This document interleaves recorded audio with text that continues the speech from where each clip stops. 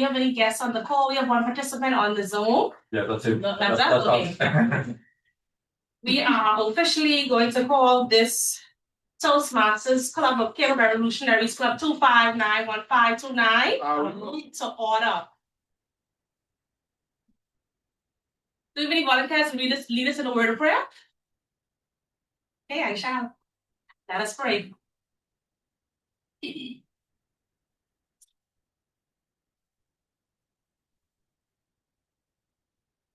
Dear most gracious and heavenly Father, we thank you so very much for the opportunity to come together today, to connect, to learn, to grow, to share.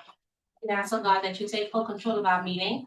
May we all leave a little bit richer than we came today.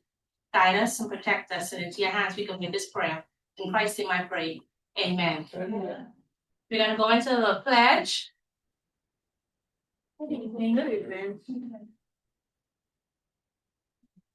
I pledge. I pledge my allegiance to the flag and to the commonwealth of the Bahamas, which it stands, one people united in love and service.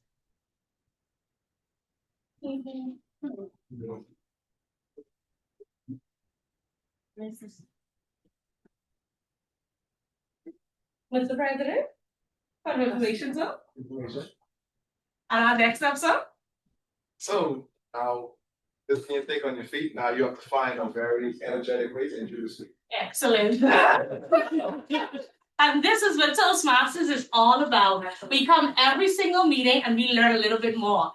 This year, 2025, 2026, we have learned so much under this excellent president, your president, my president, none other than Toastmaster Amar President.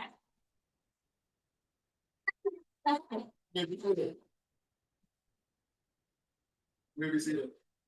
Good evening, fellow Toastmasters and guests, those in the room and those on Zoom. See that we have two guests. Let's open the meeting with introduction of guests. Let's start with the guests on Zoom.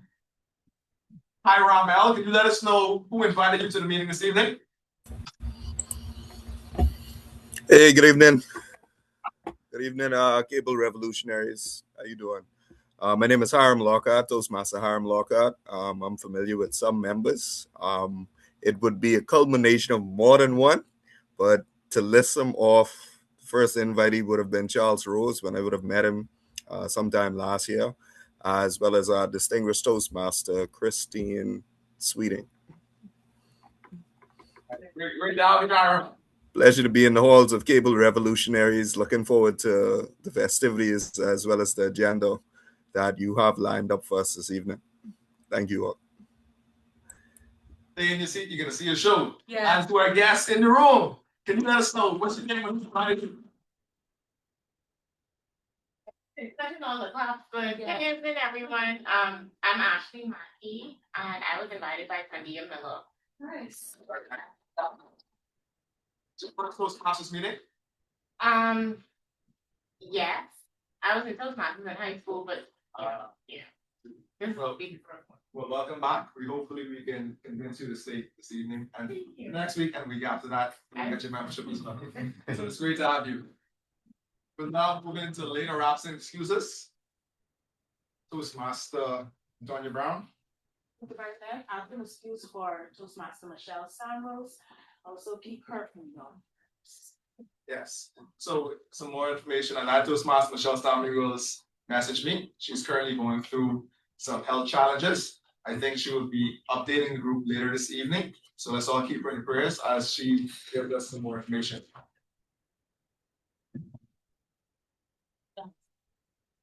Later absent excuses. Mr. President, Toastmaster Paul. we will ask next for Toastmaster Gregory Cash this evening. Gosh. Later absent excuses. Going once. Going twice. Gone. As you just came in the room, I'd like to introduce our area director, Toastmaster Crystalano. Yes. Toastmaster Hannah is our area director for Area 63 and 61, and she will be giving us a nice review today. We will definitely put on a show for her. Okay. Let's move on. Later absent excuses going once, going twice, Go on. Fellow Toastmasters and guests. Who knows the theme tonight? Anyone know the theme? DTM Walker, what's the theme tonight? Speak on your feet. Yes, the theme is speak on your feet. And fellow Toastmasters and guests, when I hear this theme, I think about spontaneity. I think about being ready, even when you're not planned for it. The fellow Toastmasters and guests is one of the most fun parts of the meeting. It's the raffle time. And coming up to give us the raffle pitch for our 50-50 raffle, we'll have Toastmaster. Toastmaster. You think of your feet. Toastmaster. Tony. So this will be a 50-50 raffle. And again, this is Think on your think feet. on your feet. So I can call on anyone in this room at any point in the meeting. And we will see who can think on their feet. So Toastmaster Tony. Again, it's a 50-50 raffle. So let's say you're a raffle, but just give her a clap.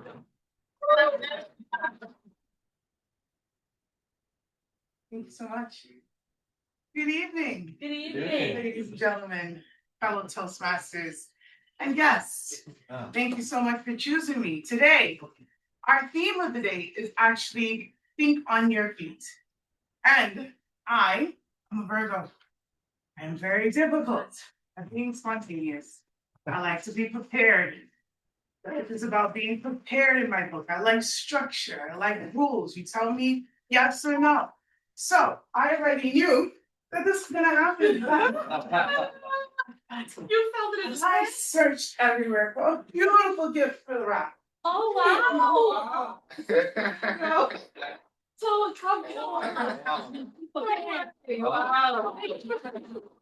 So think on your feet. I saw that text and I thought on my feet and I said, if that is happening, I like to be prepared. So I did bring something.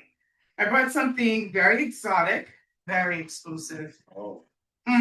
You cannot get this anywhere in this region. This is untouched. This is pristine. So this actually came all the way from Paris. Oh, la. Oh, you guys. So I have here selected scents. And for the raffle today, starting at $20, I believe we can start at, is some beautiful scents handpicked from a perfumery in Paris.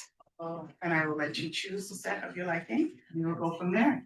So this raffle should be starting at a very high number, but because it's Toastmasters, it's my first time. We will start at $20 for the raffle. One ticket for one ticket for $1, 7 tickets for $5, and how much for $10? 15. Perfect. Right. So the scents will be here. We can have them go around the room if you wish. Take care. Well,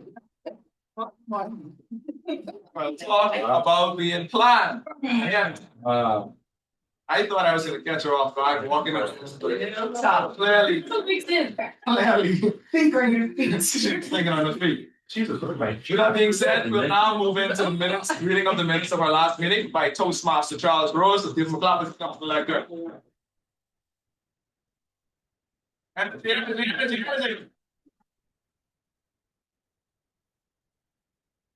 Thank you, Mr. President. I'm very sad to say I will not be thinking on my feet. I'm also prepared these minutes. So for the meeting that took, here begins the reading of the minutes for the meeting that took place on February 26, 2025. The meeting was called to order by distinguished Toastmaster Christine Sweeting, and the invocation was led by Toastmaster Tony Milner. Our pledge was led by distinguished Toastmaster Christine Sweeting. Our raffle, which was done by Toastmaster Tony Miller, and the minutes were read by Toastmaster Cynthia Miller, RBPM. Corrections, additions, and deletions for the previous week's minutes.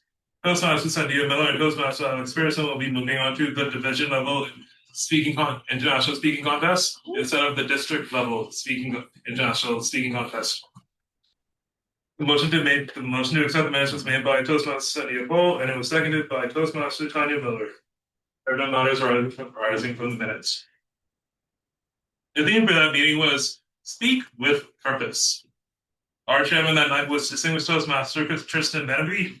Our psychologist was Toastmasters Tatiana Brister with the word diffident. Table topics master, our table for that night was Toastmaster Cynthia Miller, and we had two speakers, Toastmaster Tanya Miller and Toastmaster Sandia Paul. The evaluator for that night was the general evaluator for that night was Toastmaster Jonathan Albury, and he had a team including distinguished Toastmaster Nextwell Honduras and Toastmaster Nigel Hepburn. Our grammarian that night was Toastmaster Tatiana Brister, and she was assisted by our outbound counter Toastmaster Tony Comer, with our timer Toastmaster Gregory Cash. Committee reports and communicate. The Treasury announced that dues are due. The Treasurer will be collecting daily dues at every in-person meeting, and the deadline for dues is March 31st, 2026. The Treasurer encouraged all members to pay their dues on time. The Social Committee announced that a special guest will be present at an upcoming meeting to help celebrate birthdays and the successes of our members at the International Speaking Contest. The Education Committee announced that in the coming weeks, a slew of exciting meetings are planned. The meetings will include themes such as Cinco de Mayo and International Women's Day. Members are encouraged to sign up on the sign-in sheet posted in the group for a position on the program. Meeting outside the club. Our president was a judge at a youth empowerment program speaking contest earlier that week, in which Michelle Bain assisted in coordinating. Naya Saunders also assisted students at Judith P. Thompson Primary School in preparing for their annual speech contest. For other business, the prospective member Naomi Lydia made a presentation at CV Bethel Senior High School for students on the tourism program on entrepreneurship and business. The past member Keith Roy also placed in second in his division during a half marathon in the previous week. For the announcements, the first Commonwealth branch of Toastmasters Plus 1600 will be having a meeting on Robert's Rule of Order, which all members and all guests were encouraged to attend. The speaker of the night was Sandia Paul. The evaluator of the night was Toastmaster Nigel Hepburn, and the raffle winner was Toastmaster Tanya Miller. The raffle total for that night was $40, and the president entertained guest remarks. A motion was made to end the meeting by a Toastmaster Alex Person, and it was seconded by Toastmaster Ernesto Longaro. The ayes won, and the motion passed. The president adjourned the meeting at 8:03 p.m., and the next meeting will be on March 5th, 2026, at the Phil Keeping Building. Thank you.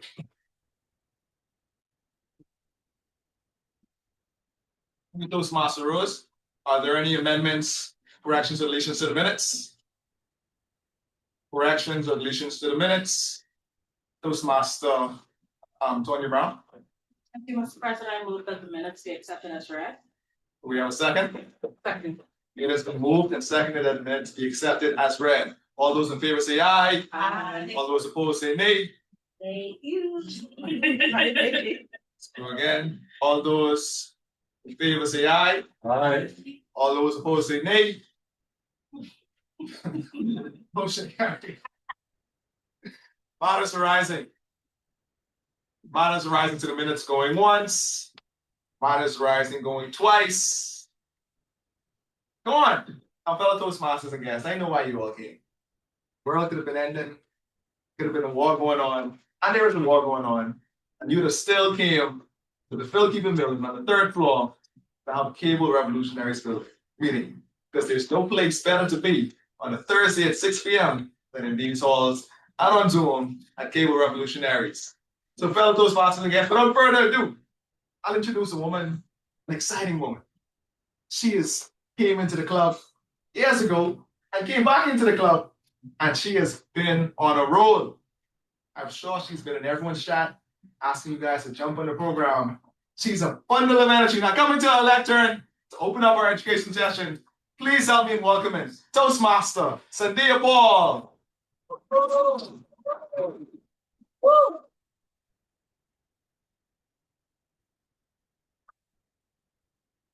Good evening again, fellow Toastmasters and our most welcome guests. Good evening. Thank you so very much for deciding, like our president said, to be here with us this evening. You could have been anywhere, but you decided to gather with us. The theme for the meeting this evening, think on your feet. Oftentimes, the questions come your way and you may not necessarily be prepared. The interview, the opportunity. And so tonight, we come not just to speak together, but to grow together.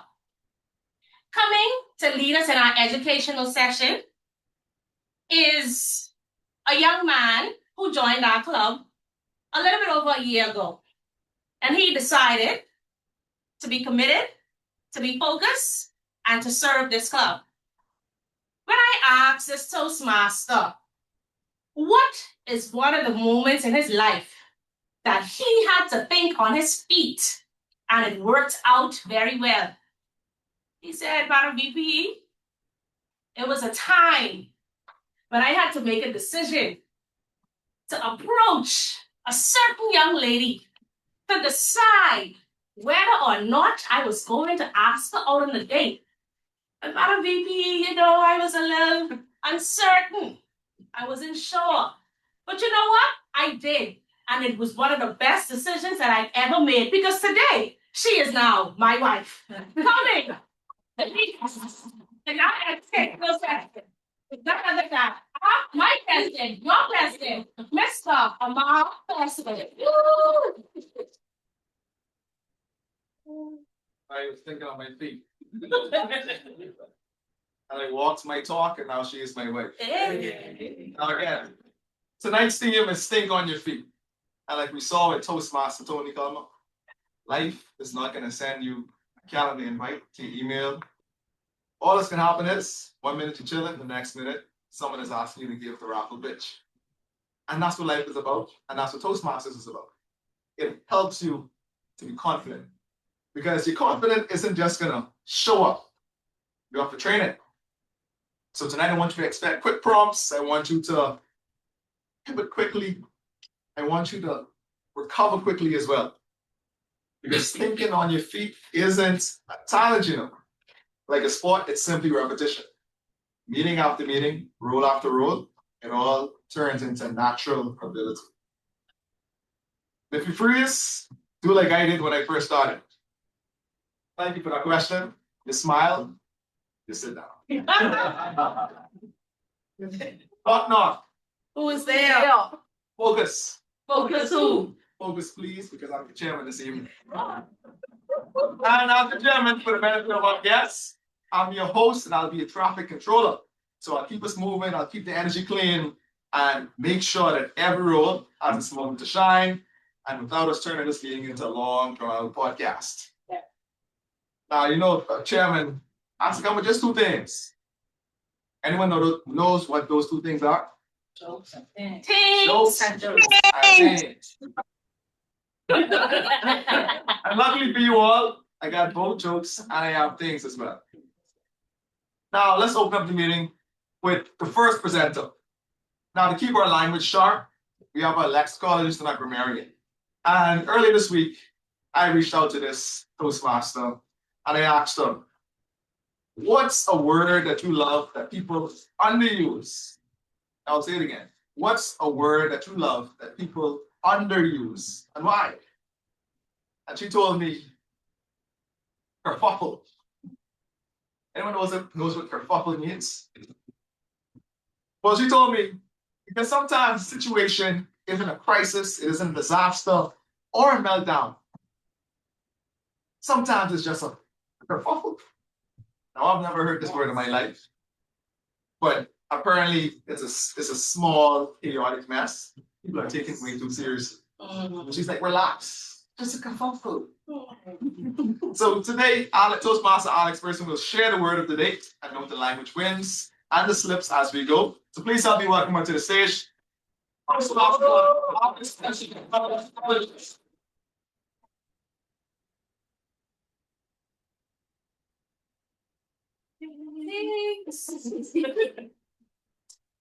Good Good evening, fellow Toastmasters and guests. How are we all doing today? Good. Sound like you're still asleep a little. How are we all doing today? Good. So that's a little better. Once again, my name is Alex Pearson, and I'll be serving as your lexicologist today. For the benefit of the guests and everyone in the room, the purpose of the lexicologist is to introduce you all to a new word to add to your vocabulary. I'm also the grammarian today, so I'll be looking out for if you use this word. So I encourage all speakers, evaluators, even our table topics participants, even those on Zoom and our guests, to use my word because I will be taking notes. Now today's theme is, what's the theme? Think on your feet. Think on your feet. So to introduce you all to this word, I'm not just gonna give it to you. You have to earn it. Who's ready to earn the word? Behind the mountains. I'm going to play some Hang the Man to see if you can guess this word without any hints besides for the fact that it is besides the fact that it is on theme with our meeting today. The only person who cannot play is DTM Gongoro. And now, as we begin, who wants to guess the first letter? Just raise your hand. Any letter? C. You got a C. Oh, we got a head. We got a head. R. R. You have an R here. Oh my God. No other hands? Oh, my. E. Got an E here. Okay. Oh, I made a mistake. Toastmasters and guests, one moment for me. Think on your feet. Think on your feet. Anyone on Zoom wants to guess? You could raise your hand or unmute your mic to guess.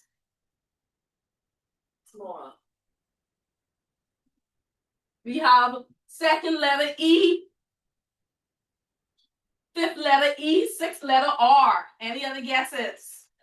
It's on theme with the word of the day. We got a body. You say F or S? You said S? These are S.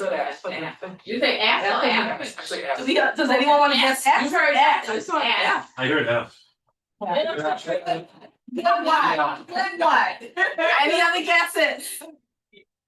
Can the persons on Zoom see what we have so far? A. We got a hand. Oh, wow. Don't let the mind die. And we got another hand. Any other guesses? H. H. We got a leg. I. We have another leg. Come on, Ed. Wait. Any other guesses? Can I buy a vowel? Yes, Fire vowel. Trying to save this man's life. Oh. Toastmaster, I just want to say I ain't like this because I put F in this chat and I ain't have F get a win or anything. I can give you another body part if you want to keep your F.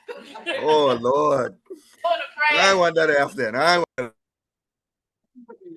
Any other guesses?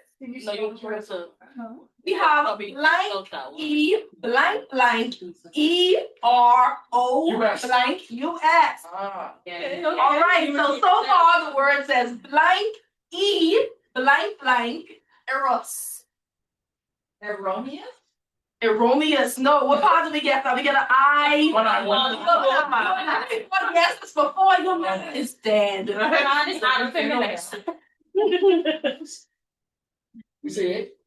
Yes. Do you want to say A? No, I just want to make sure. So we say. Yeah, man. Wait, only so much letters left. Someone said P, we have another I. You have Toastmasters and guess you only have a nose and mouth left. Does anyone want to try to guess the word? Madam Lexicologist? The hint is that I'll give you Please give us a hint. the hint is that it means skillful. Skillful is in the meaning. It's a type of skillful though. Just give me a letter, a random letter. You need 2 more tries. CHE? Someone said D? D? There you go, D. You are the beginning of the word, fellow Toastmasters, and yes, you're almost there. There's 2 more letters.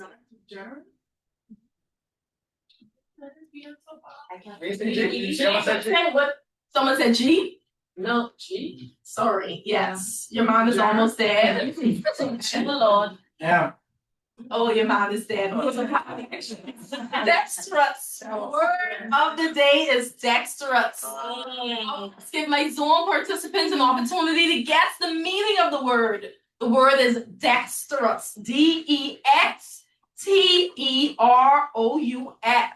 Dexterous. Dexterous. Wow, dexterous. Thank you so much, Madam Table Topics Master. Dexterous. I'm gonna go out on a limb and I'm gonna say dexterous means when you basically have the body that everybody goes to the gym for. When you just nimble on your feet, you're able to get the tiny whiny in and all them things. Dexterous means you're able to react as well as quickly, as well as maneuver your body to get basically through a tight hole.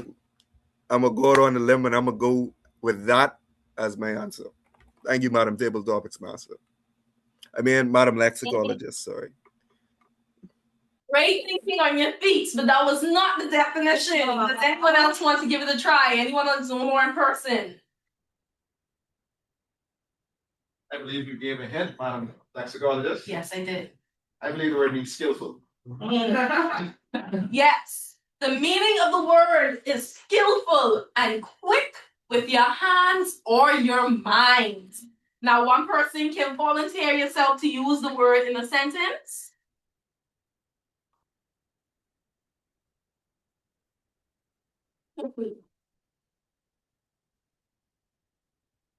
Today I wish I was dexterous.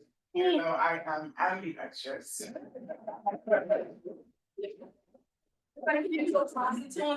And now my example of the word in the sentence, the speaker was so dexterous that when the microphone stopped working, he smoothly continued without missing a beat.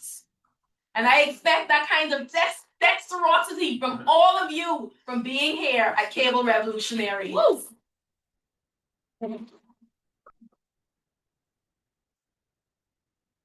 Thank you, Toastmaster Pearson. Dexterous. I always knew about ambidextrous, but I guess I have to become much more dexterous in my definitions, truly in this new word in my vocabulary. Now that was just a warm-up drill. But now we have the stretches. Time for a game. And I know you all saw the things come in. So this will be for some things. Now I'm gonna call a name and I'll give you a random topic.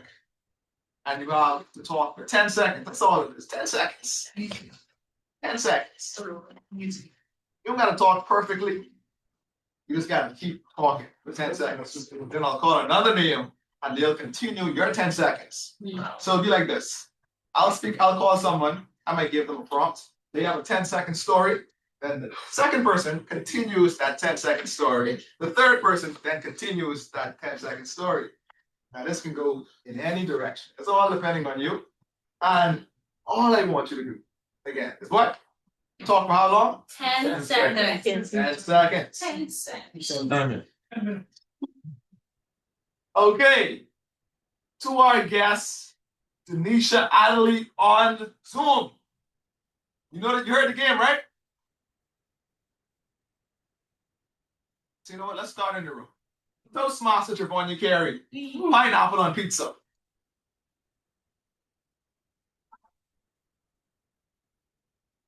Pineapple on pizza is one of the absolute worst ingredients that can go on.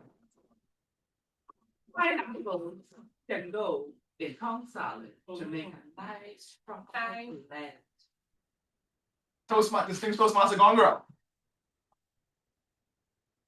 Last time I had a tropical cob salad, it took me about half an hour just to order it. Then I waited for another 20 minutes then I enjoy a tropical.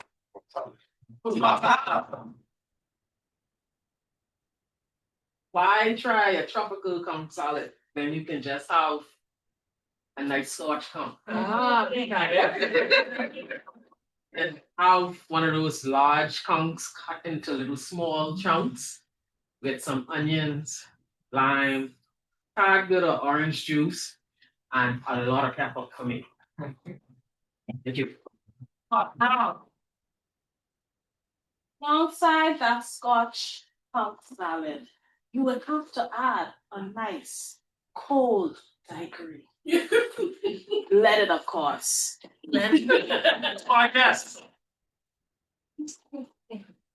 I'll take a leaded or an unleaded daiquiri. I'll do Miami rice, coconut, strawberry. But before that, I think I would like to have a juicy burger, something with bacon and onions and avocado. That's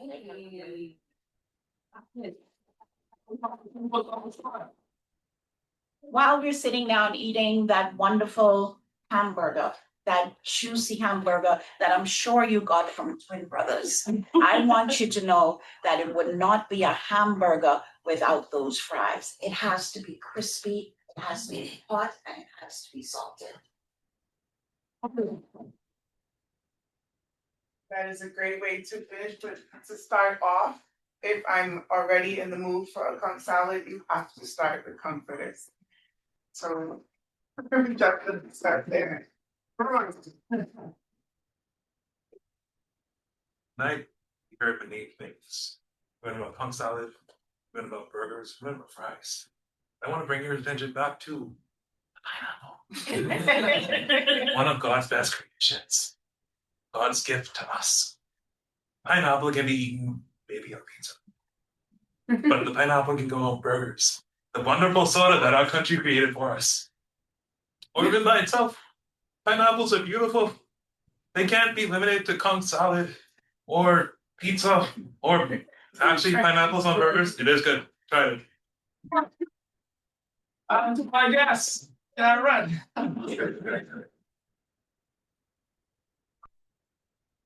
Pineapple burgers are really delightful, I must say.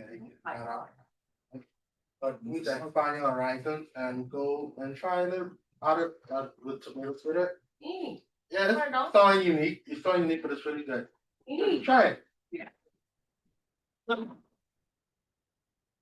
As we were sitting down eating all of that food, I jumped up and slapped him, thinking pineapple belongs on food.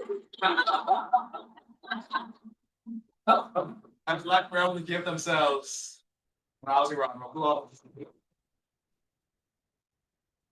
And for the persons who do not like pineapple on pizza, I don't know what to say.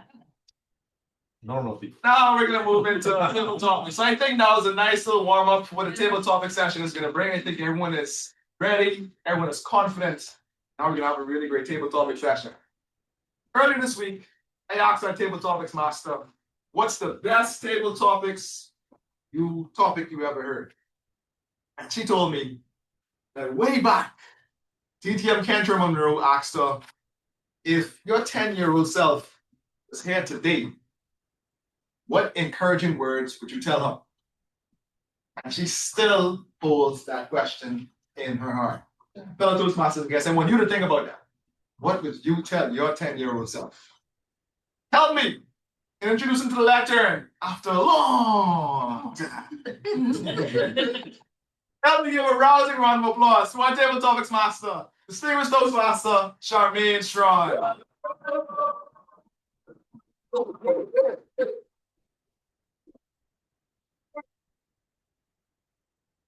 Fellow Toastmasters and guests, it was not that long of a time. And I will try my best not to kerfuffle this table topic session this afternoon. And I'm going to show to these people just how dexterous you all are. Extemporaneous, something spoken or performed on the spur of the moment without prior preparations. So fellow Toastmasters, get ready, mentally prepared, and here we go. You are introduced with the wrong name and the wrong job title. Can you imagine sitting in a room, feeling all prepped, dressed up in your best, and somebody has the responsibility to introduce you? Lo and behold, they called you the wrong name and gave you the wrong position. How would you correct it confidently without embarrassing the host? Toastmaster Tori Comer.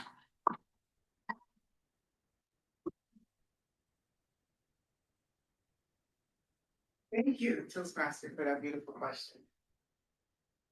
I appreciate that. I love the segue that you did into that question as well. It was quite appropriate. And what would I do in a situation where I'm called on incorrectly with the wrong name? How would I fix that? And I believe that my top priority would be staying as respectful as humanly possible to no matter who it is, whether they were doing it as an insult or they were doing it accidentally. I don't want to think about that part of it. I would just like to be as respectful as possible, look them in their face, say thank you so much for calling on me. And just for everyone else to know, my name is Toni Comer, Toastmaster Toni Comer.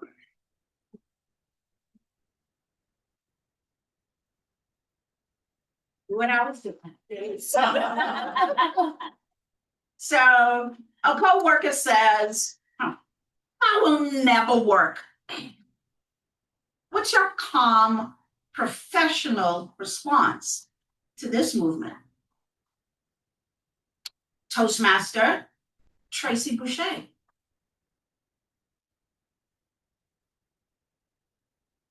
Can you please repeat? Absolutely, I'll give you a little situation. You're in one of your many board meetings and you're telling them how great this product is and how wonderful it's going to be to this community. And of course, you're going to have that little mouse in the corner that stands up. That will never work.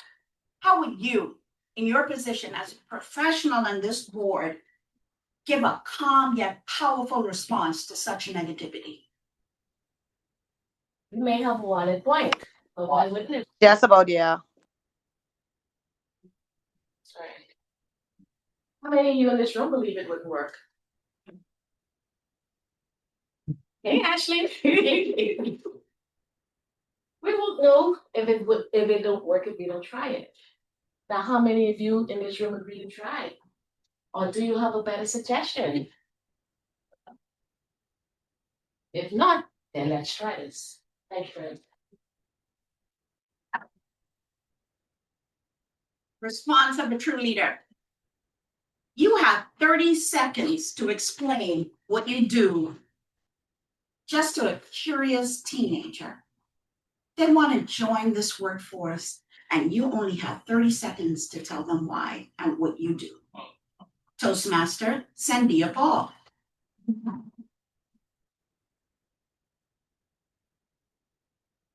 So you see that cell phone in your hand? When you see that cell phone, you see a device. You think a SIM card. But what I do is I work with a group of people that build the tower to provide you with that cell phone. I work with a group of people that has a call center. In the event that your cell phone goes down, they help you. I work with a dynamic team of people that provides the best cell phone, internet, TV, and cloud services in the Commonwealth of the Bahamas. Thank you so very much. Trying to see the board there. All right. How about you give us a 60-second pep talk about, all right, not to be techie. You're going to give a 67 pep talk to somebody who is about to do something scary for the first time. They're walking into an environment for the very first time, and it's up to you to give them calm. Give them a pep talk. Looking for a name. Okay, I had him for something else. Toastmaster Hiram L. Good evening, Madam Tabletop Master. Thank you so much for the question. The question is 60-second pep talk on something techie or just pep talk in general? Just a pep talk in general. It's all on you. You decide. 'Cause Take I'm flight, terrified. Toastmasters. I don't know what Take to do. flight. You have to take flight, Toastmasters. You have to take flight. It's a room full of leaders, a room full of future inspirators, a room full of future mentors, waiting to be unleashed on the world. And the world needs you more than ever. There's stories that are waiting to be said. There's stories that are waiting to be told. And there are heirs waiting to listen to the stories that you have to say. Take flight, leaders. Take flight. Don't ever limit yourself. Don't ever limit yourself, because the world is limitless. And even more limitless than the world is what's inside you, waiting to be unleashed.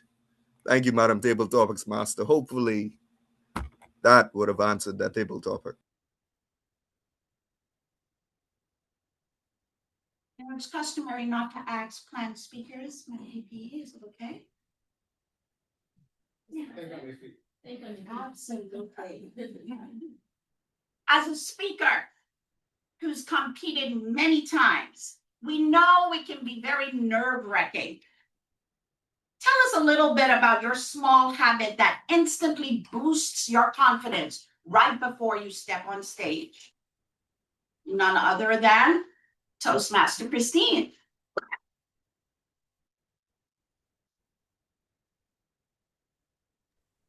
Thank you, Madam Table Topic Master. Well, I am one of the speakers for this evening, and what I practice is deep breath. In and out. Yes, there's butterflies, but in and out. Because believe it or not, Table Topic Master, we all have a story. We all have a message that we have to relay, not just to Cable Revolution, but to the world. We have a story. So with the butterflies that I have, I'm just doing in and out. And before I get to the end of my speech, I would have conquered, yes, because at Cable Revolutionaries 259159, a rule. That's what we do. Back to you, Madam Table Topic Master.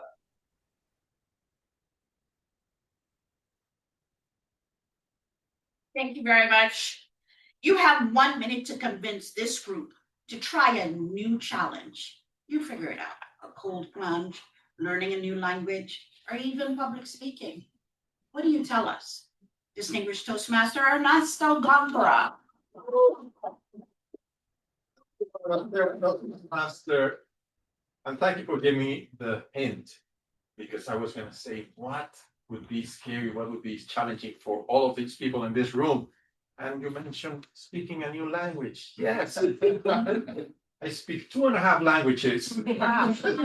So if you only speak 1 or 1.5, I challenge you to learn Spanish. Spanish? Sí. I have somebody who's already enthused. So Spanish is the language spoken by half of the continent. The other half speaks English. So you can jump into the bottom half of the continent and become twice as intelligent, because now you have 2 cultures in your mind. You have 2 ways of communicating, and you can communicate to twice as many people in theory. Could be more. So how do I start? Hey, you know somebody who speaks Spanish, you can actually ask me and I can teach you. We can speak Spanish every day. I can say hello to you every morning. I actually try to do that with my peers, but they don't get it. So fellow Toastmasters, this is a challenge for you. you can speak Spanish. You can all be bilingual. And you know, when you're bilingual, sometimes they pay you more, not every time. So I encourage you, and this is your challenge for 2026, 2027.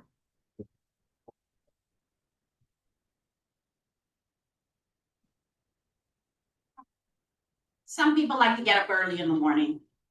Some people are just morning people. I myself am not. I find myself more focused, more active, more just driven in the twilight time. Toastmaster Mackie, which are you and why?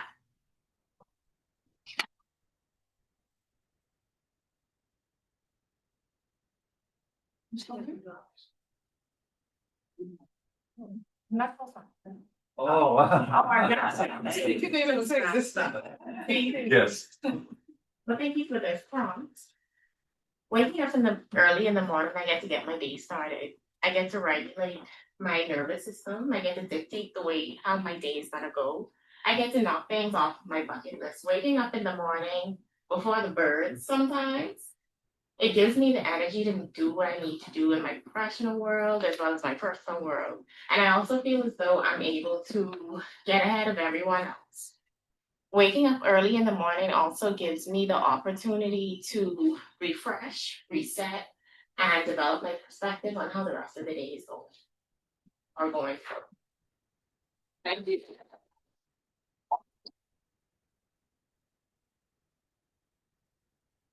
As a Toastmaster, we're asked to do so many things, and so many of them are extemporaneous. You're asked to speak with zero prep on a topic you know absolutely nothing about, like today. What is your strategy? And give us a 10-second spiel on a topic that you know absolutely nothing about. Toastmaster Charlie Rose.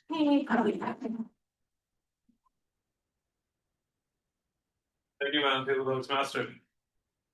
My main strat, whenever faced with the unknown, I have one main strategy. Stall. Give enough time for me to think of something, either think of something to say or to distract them from the actual question. Now, how do you stall? The first thing is go back to a happy memory. Think back to a time where you were just overjoyed, because that is when you reach the flow. That is when you find yourself. When you can speak from that place, when you can learn how to speak from that place, everything becomes smooth. Everything turns out well. Why? Because you have the energy. You exist in this positive state. That is where most of our ideas come from. That is where our inspiration comes from. If you can't find it, that is when you reach out to someone else. Again, distract them. Distract them with the people around them. We're not meant to be here alone. And if we reach out to one another for help, that is when things become a bit easier. So if I was to find something that I didn't know, which is very few things, my dad taught me how to Google. I would reach out to someone, I would stall a bit, and for my 10-second pitch, something I don't know anything about. Making shoes is important for people. Back in the day, they used to make them with stuff. Many different types of shoes. Those shoes were the precursors what we have today. We have the boat shoe, the sneaker, the skate shoe, the other sneaker, the heel, and the many different types of those. Yes, thank you for the question. Our extemporaneous king. Oh, you must be so. Oh my God. So you're put on the spot to introduce a surprise guest speaker. You got 20 seconds. Toastmaster Tanya Brown. Hype it up.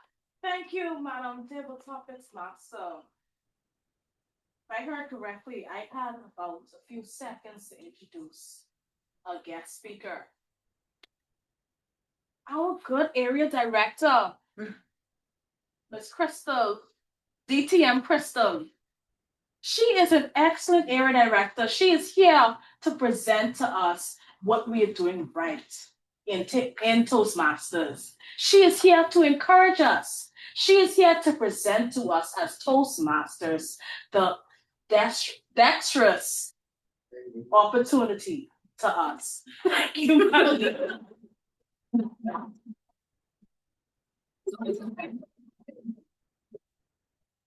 All right. In 1 minute, teach us a confidence move, a mindset shift, posture trick, or a phrase that helps you respond under pressure. Our very own area director.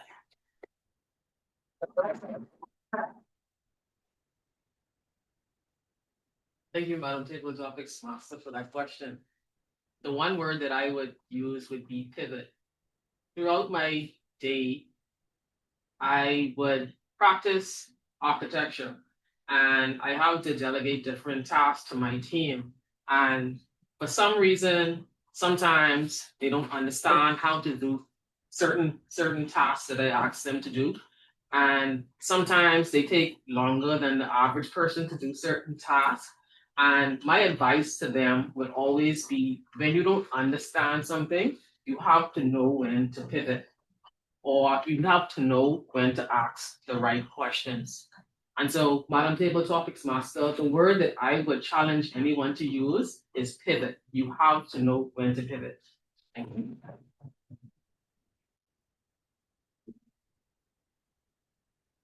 Standing in the perfect building at the perfect time, I can say to you, because I still follow this stuff, the Mobile World Congress just wrapped up a couple of days ago. I think yesterday was the last day. And someone said that everything is AI and robots are now. Are we better off? What do you think? Toastmaster Miller, think you're still there? Thank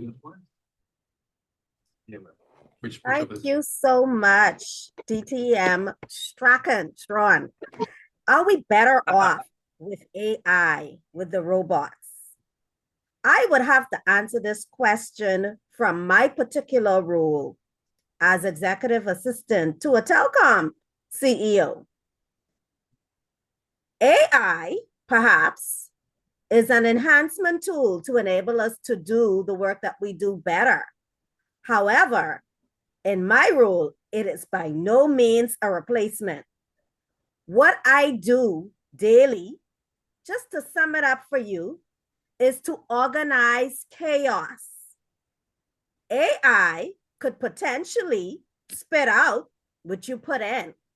However, AI is not able to be emotionally connected. AI is not able to read the room and take human cues. AI can only give you what you give it. Thank you for that question.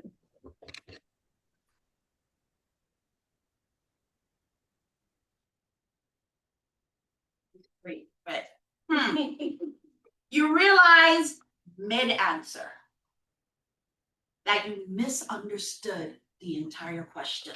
How do you pivot without looking flustered, Mr. President?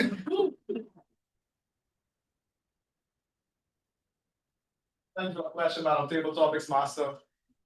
As you were asking this question, I figured you were going to ask someone else. And I could think of all the times I've had a table topics question and I was talking to a friend and I completely missed the mark. But the one thing that I am good at is, like Toastmaster Rose said, just keep talking, stall.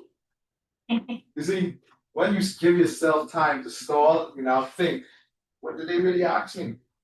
Watch this. God is good. All the time. All the time? God is good. I just saved myself 3 seconds. And in those 3 seconds, I thought about what I wanted to say, how I wanted to build a scheme, how I wanted to end my table topics answer. I'll have an intro, a body, and a call to action. As a matter of fact, I'm always thinking on my feet. And I'm glad that I had this question because now I can teach everyone how to think on your feet. Whether it's a table topics question for 2 minutes, whether it's a speech for 7 minutes, whether it's a whole keynote speech for 15, you just need 3 elements. A hook, a point, call to action. And we will eventually see how these things will help you answer a question the right way, the wrong way, or my way. Thank you for that question. Now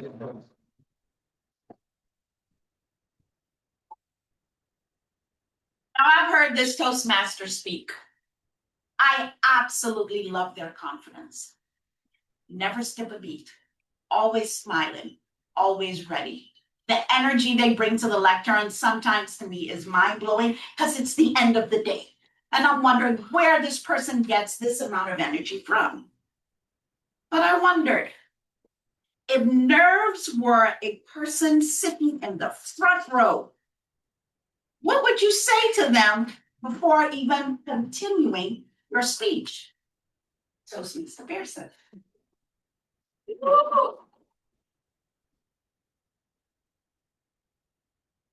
Get out.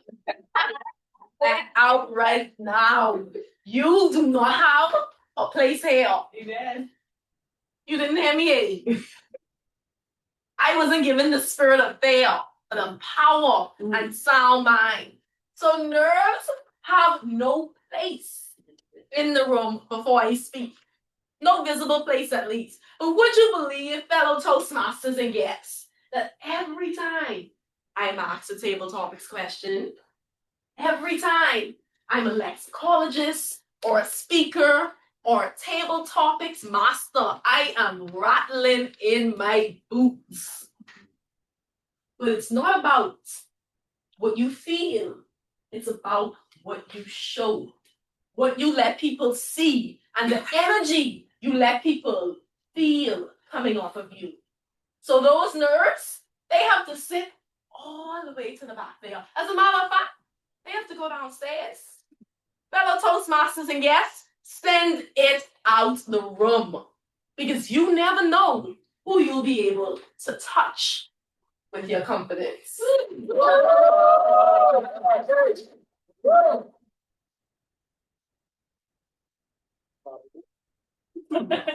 You're asked to give a TED talk on something you are absolutely terrible at.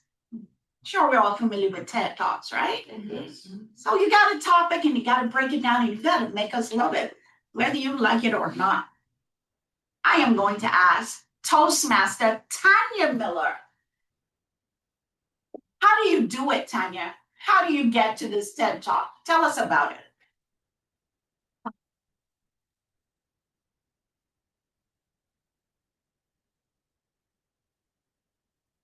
Hi, hello, can you hear me?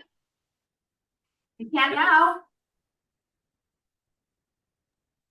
Can you hear me? Yes. Yeah. Oh, you said you can hear me? Yes.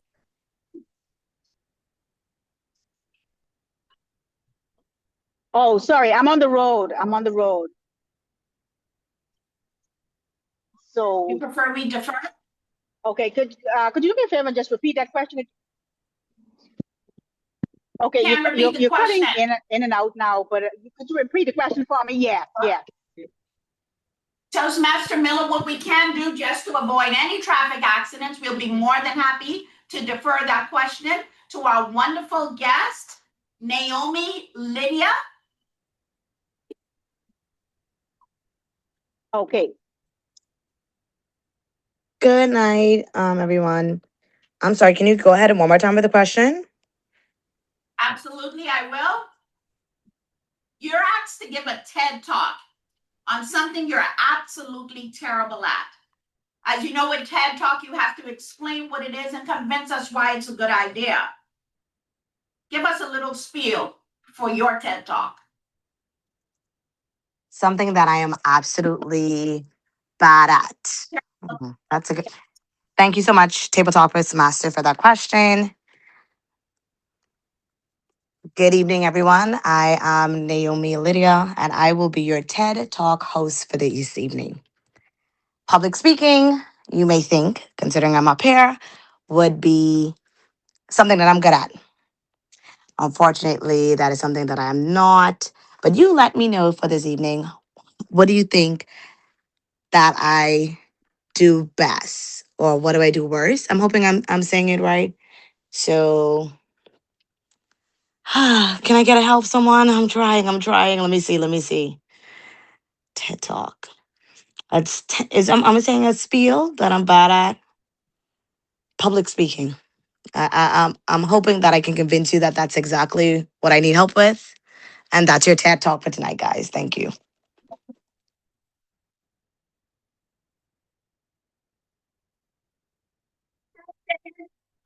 As we wrap up, I tried to reach everybody in the room and online today. Toastmasters is something that we all can agree has benefited each and every one of us in the room. It's shown us how to develop our confidence, how to make us competent and confident speakers. And it's made most of us even leaders in not just our workplace, but in our lives. But to some, yes, it can be absolutely intimidating. People are terrified of speaking publicly, and people just don't think they'll be a good fit. Our Toastmaster guest here, sir, what say you?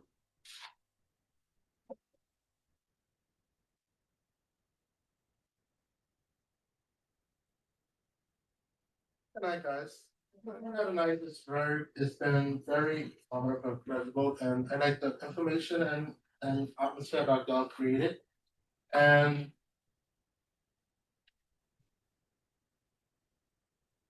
yeah, and atmosphere that y'all created. And coming here would be most beneficial in both development, learning how to develop the confidence to speak publicly and interact with each other, to know how to pivot and not to follow your words.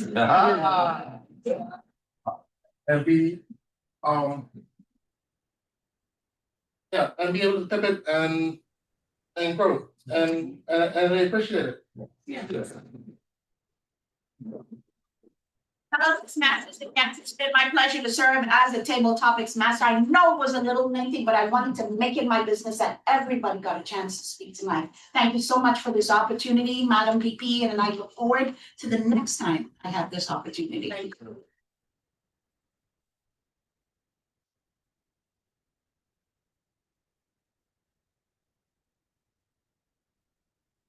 I tried to steal the spaghetti from the shop,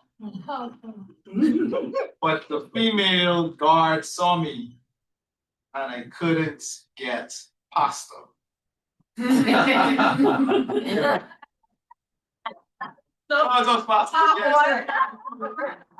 wonderful table topic session. Now it's time to transition into our prepared speakers. Trying to get it in, child.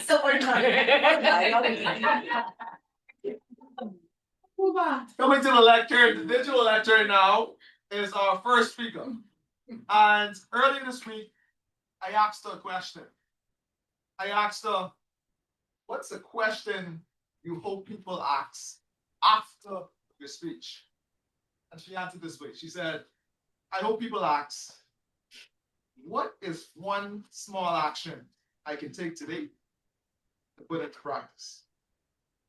Fellow Toastmasters and guests, our newest DTM to the club, Toastmaster Christine Sweeting, speaking from Distinguished Toastmaster, speaking from Engaging Humor Level 1, Speech Purpose, Introduction to Vocal Variety and Body Language. In a time of 5 to 7 minutes, speech titled The Secret. Please help me welcome Distinguished Toastmaster Christine Sweeting. Thank you, Mr. President, actually Toastmaster of the day. Good evening, fellow Toastmasters and guests. Tonight, I'm going to tell you a secret. Relax. It's not a Wi-Fi password. It's not a family secret recipe. And it's definitely not where I hide my snacks where no one can find them. You see, in my house, hiding chocolate behind the frozen vegetable is considered too obvious. No, this is a different kind of secret. It's my secret place. It's not on Google Maps. You wouldn't find it on Instagram. Definitely, there will be no reviews, and thankfully, no tourists. It's a small corner in my home, one chair, one window, and a cup of tea. That's it. Very exclusive. Membership 1. Now, before you imagine something glorious like Aspen or the mountain in Aspen or a spa, it's not even on Pinterest, worthy not with the fairy lights and the signs that live, laugh, love. None of that. It's just a quiet place. And that's the magic. You may ask, why do you need a secret place? I'm glad you asked. We live in a world that is loud. Our phones are buzzing, emails multiply like rabbits. Our group chat have 172 unread messages, and somehow are not important. We wake up before our feet hit the ground, and we already scroll through our phones, and we've seen 3 global crises, 2 celebrity breakups, 1 recipe we're not going to try. We constantly are connected, but rarely disconnected. And that's why a secret place matters. Not to escape life, no, but to remember who are we within. So what happens in this secret place? I'm glad you asked. In my secret place, something radical happened. I just sit. That's it. No apps, no self-improvement podcast playing double speed, no multitasking. I just sit. At first, it feels uncomfortable because my brain is listing everything I should be doing. You could be answering emails. You can be organizing a drawer. You could finally figure out where the lid is for that Tupperware. But if I stay long enough, something shifts. The noise softens. I begin to breathe slow. And then I begin to hear something I don't usually hear. My thoughts. Who knew how beautiful things can be in that secret place? It doesn't have to be impressive. It could be a walk around the block. It could be sitting in your car for 5 minutes before going outside. It could be on a bench on a car, or even in your bathroom. Let's be honest. For parents, that's a penthouse suite for privacy. Can I get an amen? Amen. The power isn't in location. It's in the intention. It's the decision to say, for the next few minutes, the world can wait. And in our culture that glorifies being busy and you'll feel rebellious. For me, my secret place became more than a cozy corner. In 2019, I lost my brother. Before he passed, he gave specific instructions on his burial. He wanted his ashes to be scattered at sea. I didn't even know which ministry to write to for approval. I sent letters. I made calls and I waited. And eventually, 1 year later, the approval came. And then something happened, COVID-19. Everything shut down. Life paused. The ceremonies were delayed, plans were canceled, and in the middle of the global quietness, something else happened. The noise in my life finally went quiet. I sat in my secret place. At first, there was a single tear. Then the floodgates opened. I realized I had been so busy handling paperwork and responsibilities that I did not have time to breathe. In that quiet place, I finally did. That is when gratitude rose in my heart, and gratitude for his life, for his love, for the privilege of being my baby brother. In silence, I could feel. In silence, I could heal. A secret place is not about hiding from the world. It's about making space for that inner world, you. Because when we never pause, we burn out. When we never reflect, we react. When we never breathe, we break. A secret place gives us clarity. It gives us calm, and it gives us perspective. And more importantly, it gives us permission to be ourselves without performing for anyone. No filters, no expectation, no audience, just you. I want to leave you with a challenge. Turn off the noise. Sit in a quiet place. Visit your secret place. No distractions, no performance, no intentions, just you and truth. Because the next level is not outside of you. Your breakthrough is not in somebody else's approval. Your strength, your clarity, your purpose, they are already within you. They're waiting for you in your secret place. Back to you, Mr. Chair.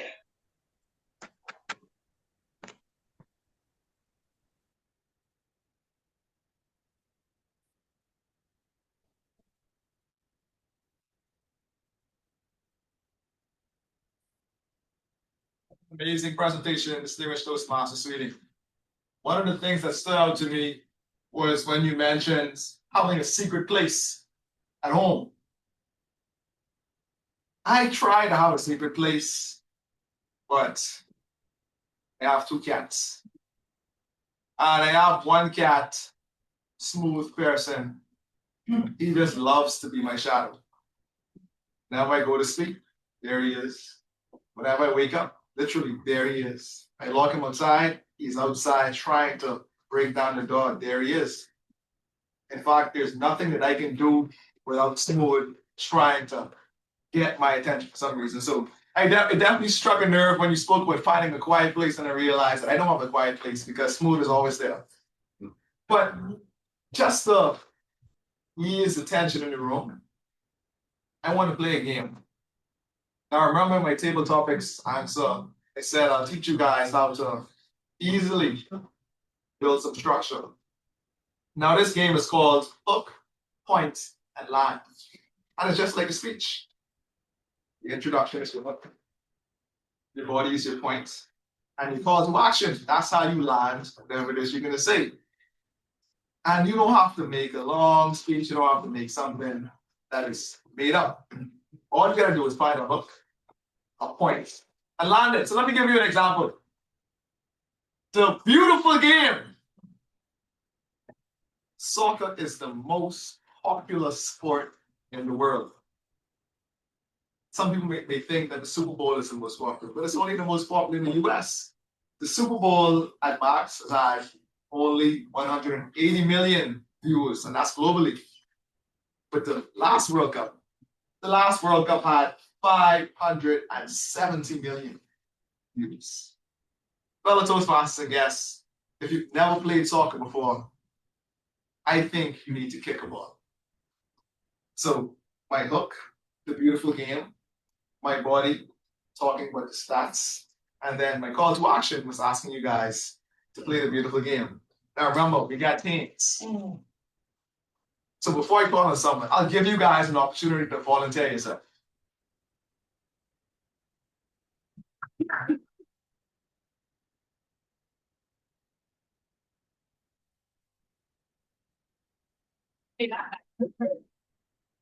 So hook, point, line. You volunteered to start.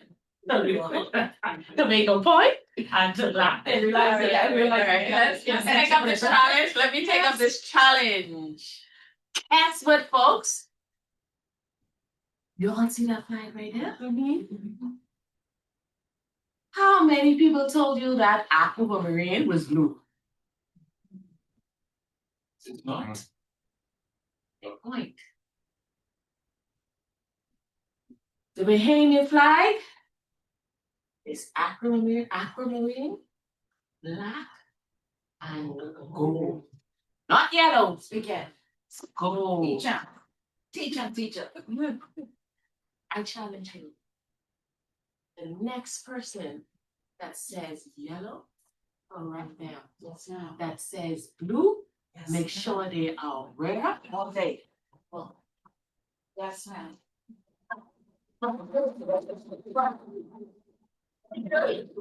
So you guys say you did this, right? Yes, sir. Did I do a good job? You did a very good job. You can now expand that into a full speech. Heard her point, we heard her hook. She gave us her points, and her call to action was her challenge. So I'll give you guys another chance to volunteer before I start calling names. So sponsored Javon Gary! Energy, give us some energy. Give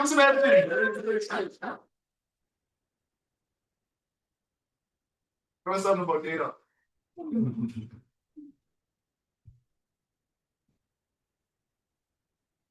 Have you ever received one of those spreadsheets in Excel with a bunch of numbers?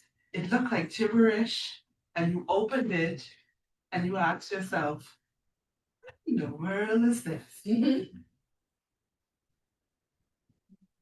Me, I get excited when I see those.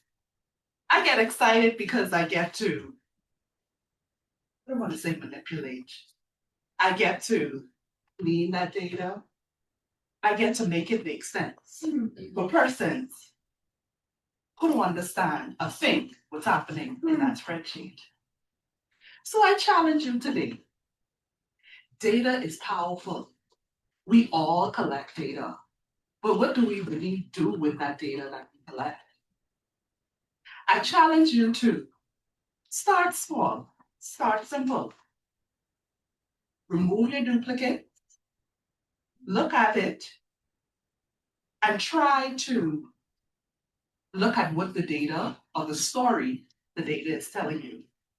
And once you've done that, you will be able to improve your business, improve your customer service, improve your sales, solely by what your data tells you. Thank you.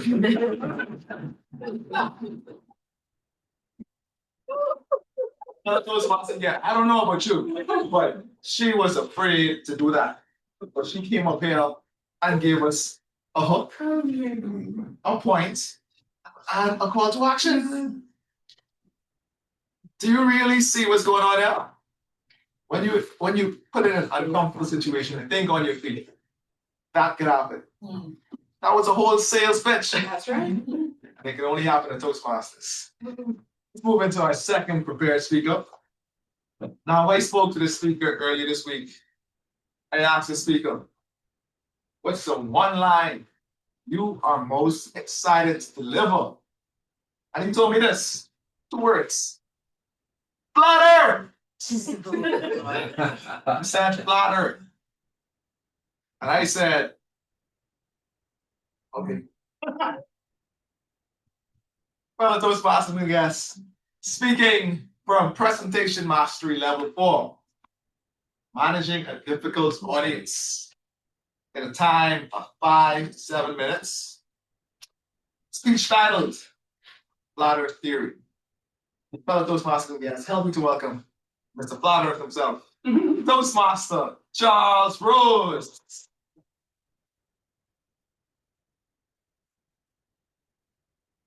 And as a point of information, this level in this pathway requires a difficult audience. So that means you guys have to be the difficult audience.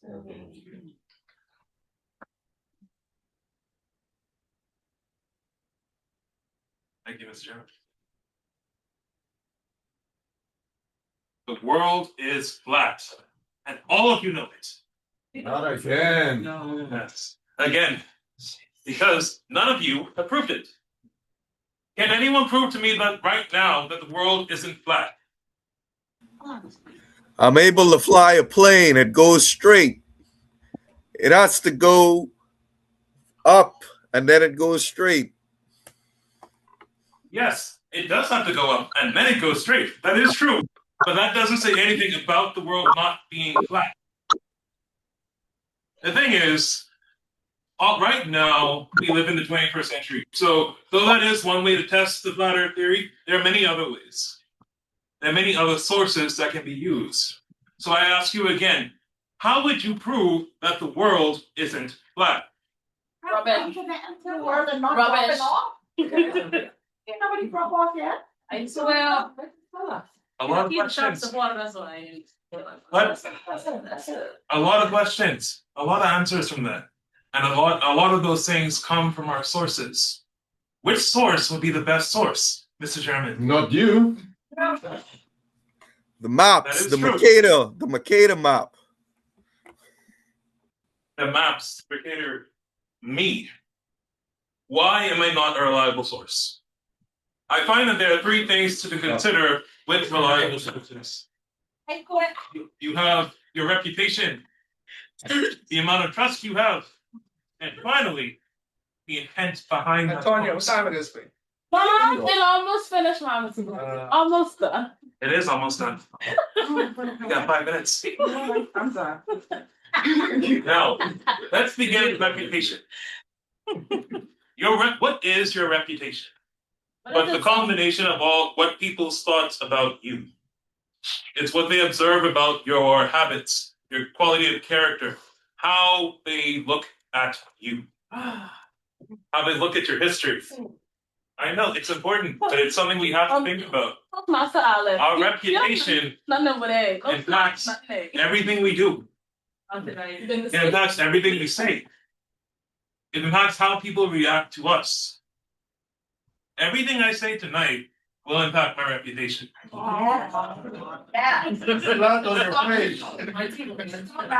It's very important. That's why when it comes to sources, we need to find a source that's highly reputable. Really? A source that is known for doing good research. Exactly why we don't want to listen. That is the only way to actually prove or disprove the flat earth theory. Now, I may not be the best source, but until one of you find a better source to prove this theory, I'm all you got. Get excited. Because we got 4 more minutes. Save us, Lord. I earned your trust. Not today. Maybe not today, No. but through the thousands of speeches that I've done, and the hundreds of speeches that I will do in the future. Trust is my second point tonight because it's another pillar of a good source. Head is flat. How can we believe you if you don't even have graphs? You don't even have charts. Where's your data coming from? How can we can't just take your word for it? Do you have a better source for proving the world is flat? Distinguished Toastmaster Congress said my head is flat. We're trying to disprove it. And he cannot prove that. So therefore, I cannot trust him. Trust is very important with how we determine our sources because Trust determines how we take in that information.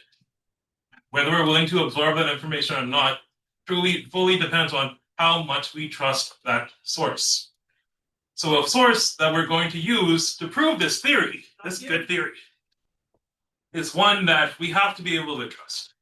It has built their reputation for providing good research. Therefore, this new piece of research, we can rely on it. It's a flat earth theory. Look at the Toastmasters logo behind you. This theory has existed for more than hundreds of years. It's not a pizza. Exactly. It's a theory.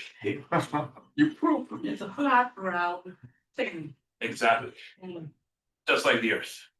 Flat round. Flat and round. But how do we know? Let's look at all the sources that we've gone to already. We have flights. We have maps. Now, I ask you, for the creators of those sources, we know whether they're reputable. We know whether or not we can trust them. Let's all ask the question of what was their intent behind that information. Exactly. You can't say all the time. But if we're willing to use a source to its best, we have to think about that question.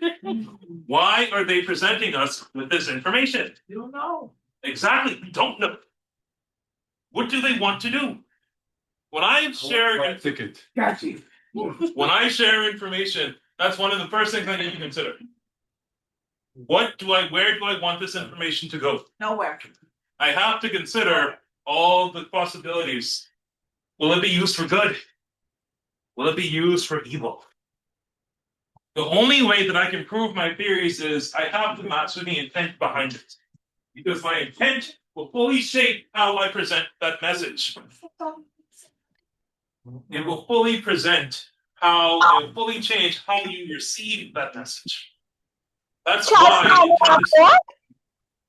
you still talking? Declining intent with our reputation and the trust. That is how we prove our arguments. And in fact, that is how I will prove or disprove the flat earth theory. Okay. All right. It's a lot of talking, a lot of this, a lot of that. I'm Now, not convinced when let's I get see back to off this some question. logic. Is the world flat? Yes. In 1972, the National Aeronautics and Space Administration launched the satellite Landsat 1. This was the first satellite to actually go out and observe the Earth, and this is the reason why we have so many our initial pictures of the Earth. This is the reason why we were able to prove that the Earth isn't flat. Now, we can trust this information because we know NASA's reputation. We trust their reputation because we know what they did during the Cold War and the great space exploration. Oh, let's look underneath. That is why we know the world isn't flat, Mr. Chairman. Well,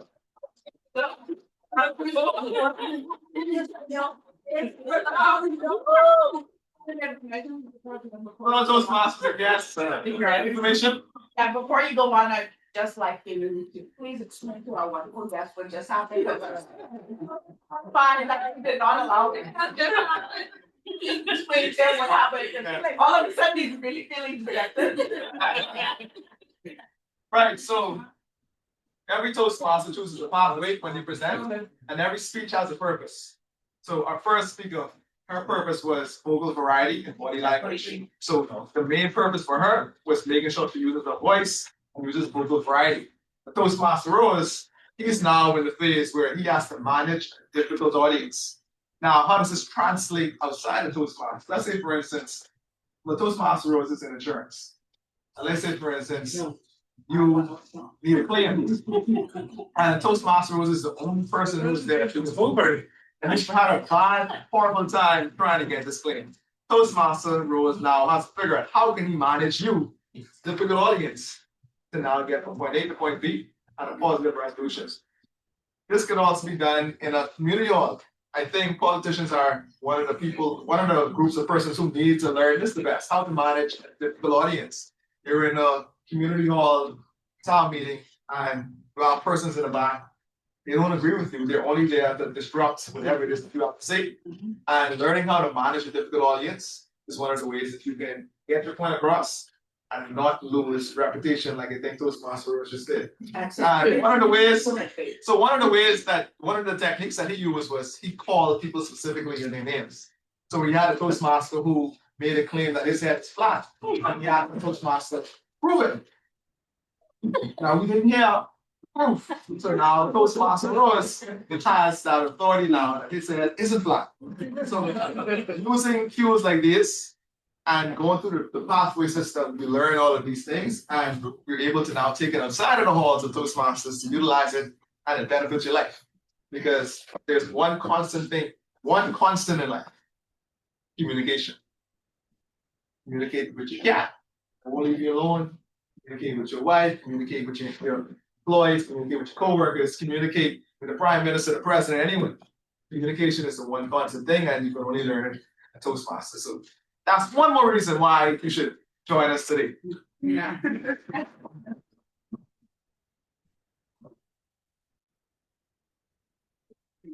Now, one of the greatest things in Toastmasters, so one of the greatest things in the Toastmasters organization is evaluation. Now, after every presentation, after every education session, we have an evaluation. This is where all of our speakers receive feedback. All of our presenters receive feedback on what they've done well and what they can improve on. And there is also a specific way to give evaluation, which is called the sandwich method. And this is another tool that you can use outside as well, because the sandwich method is telling people about the things that they did well, the things that they can improve on, and then again, things that they did well. So bread, meat, bread. And I don't know anyone who wants to eat a sandwich with the most meat, a little bit of bread. So that's what the evaluations essentially look like. Now, as we step into evaluations, I spoke to our general evaluator earlier this week, and I asked her a question. I asked her, what's one thing that speakers do that instantly raises their score? And she told me what instantly raises her score is when they have little to no notes and they deliver a speech with confidence. Essentially, they're thinking on their feet. Fellow Toastmasters and guests, please help me to welcome our general evaluator, Toastmaster Antonia Brown, who will guide the evaluation team and give us an overall review of the meeting.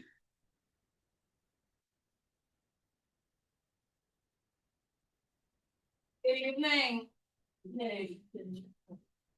As mentioned, I am your general evaluator for this evening. And my name is Toastmaster Antonia Brown. One of the main reasons we meet at our meetings is to learn, to grow, to be empowered, and to empower each other. During this evaluation session, prepared speakers and other persons who participated through this evening's meeting will be given feedback that will empower presenters to become more effective communicators and leaders. During this evaluation session, I will be assisted by other great evaluators. I would like to now call on our table topics master. Yeah. TTM Strong, job well done. You had a wide array of questions that definitely had our members thinking on their feet. I won't fault you for asking our functionaries because it allowed them to be dexterous in that moment. You had a very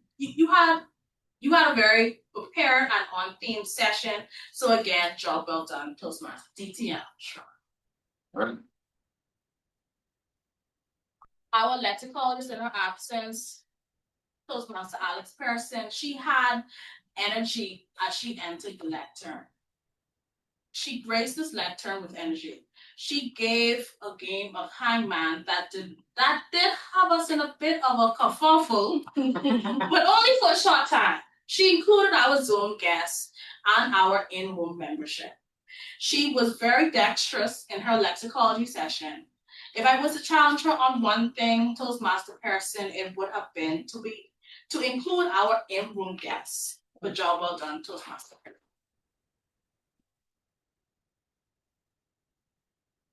Now I'd like to start with our prepared speakers. Toastmaster Tracy Boucher, she will be evaluating Toastmaster Charles Roots.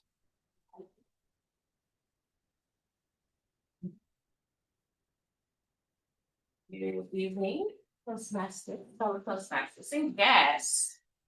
Thank you. I have the pleasure and the privilege to evaluate for the first time in Toastmasters. Pilot. Please give me a little bit of grace. Toastmaster Charles. I loved it. Managing a difficult audience is not an easy task. But I believe you nailed it. You command the room. Open, strong. You engage audience. You throw questions out there and gave a difficult audience opportunity to come back at you. But you was poised. You received it. You carried on. You know what you came here to deliver, and you delivered it. Whether or not you convince your audience is a different question. But regardless of whether you get them to buy into what you were saying, whether they receive that or not, it really don't matter. Because what you came to deliver, you achieved. You had a variety of expressions and you owned the room because you were everywhere. So that is a great thing. I'll learn a lesson from that, okay? So I believe your message was very clear. So one thing that I can say that you can improve on, even though you had your audience engaged, and I believe they were engaged wholeheartedly, it was a little distracting. And because they were distracted, your message got lost a little bit. So try next time when you're dealing with a difficult audience, make your story a little bit more convincing. Yeah, but overall, excellent job. I thought we did.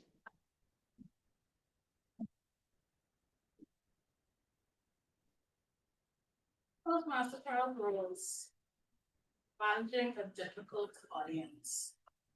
Job well done with what you were doing. Toastmaster Charles, your speech managed a difficult audience. That is something I fear doing. You were a dexterous speaker, handling such a kerfuffle. Toastmaster Rose, only thing that I would challenge you on is that you still have a chance to prove the earth is round. Thank you.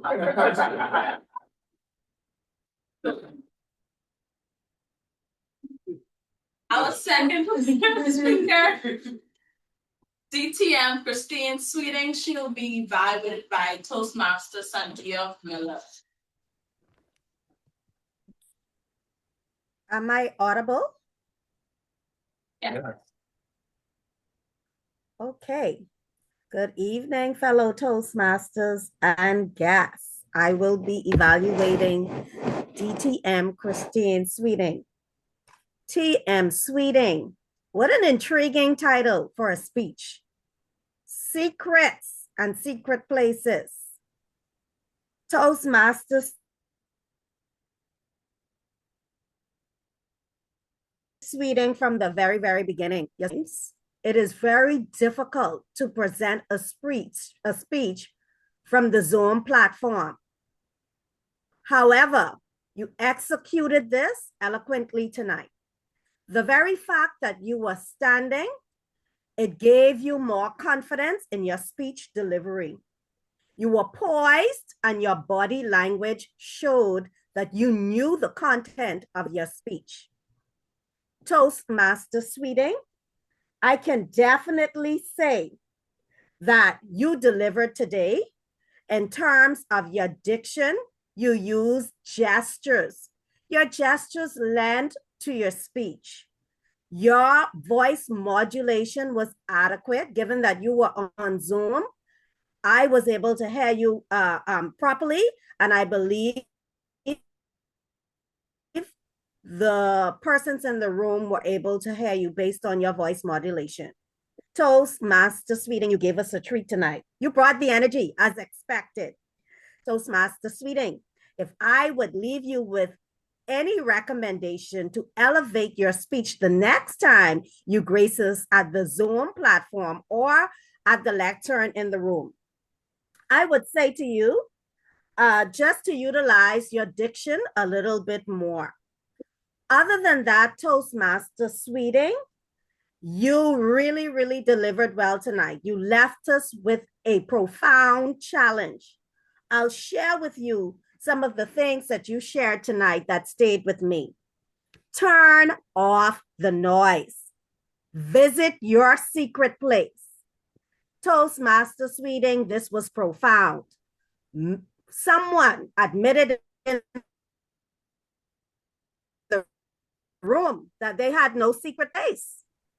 That potentially in itself is a challenge for all of us to find a secret place. Thank you for that challenge, Toastmaster Sweeting.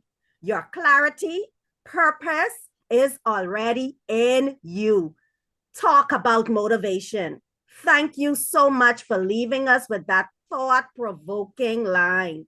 Toastmaster Sweeting, tonight you achieved your goal.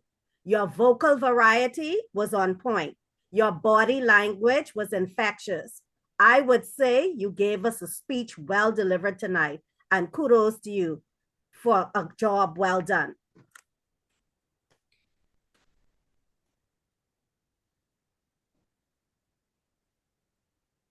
Distinguished Toastmaster Sweeting, you graced the virtual lectern with energy as you do every time. We learned about the death of your brother and going through having to find out who to write to scatter his ashes at sea. And for that, we thank you for sharing, for inviting us into your secret space, your secret place. If I was to challenge you on one thing, distinguished Toastmaster Sweeting and Toastmaster Sandia Miller mentioned it. It would be to, well, she touched it.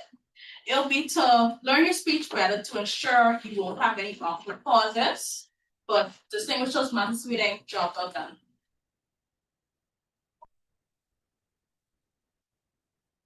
Now, to evaluate our president, our chairman, I'll be calling on Think on Your Feet himself, distinguished Toastmaster Ernesto Gonzalez.